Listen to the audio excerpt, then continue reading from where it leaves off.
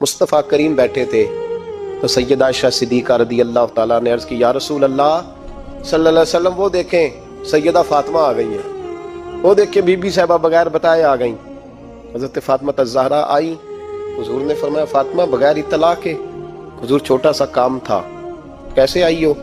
तो बीबी साहिबा ने ना, औरतों का पल्लू होता है ना चादर का, पल्लू खोला तो एक रोटी बंधी हुई थी, खोल के पेश की। बेटे ये क्या है? अब्बा जी कई दिनों से घर में रोटी नहीं पकी थी, आज अली कुछ जौ लाए थे, पीसे हैं, चंद रोटियां बनी हैं, तो बच्चों ने तो खा लिया, तो मेरे सामने भी एक रोटी आई थी, मैंने लुकमा तोड़ा है तो मुझे ख्याल आया पता नहीं मुस्तफ़ा ने खाया है कि नहीं खाया, पता नहीं हुजूर ने रोटी खाई है कि नहीं, तो हुजूर मैं लेके हाजिर हो गई हूँ, मेहरबानी फरमाएं। फरमाया बेटे बैठ जा।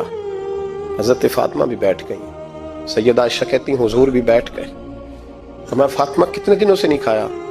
अर्ज़ की हुजूर 3 दिन से। फरमाया बेटे मैंने 5 दिन से नहीं खाया, आ जा।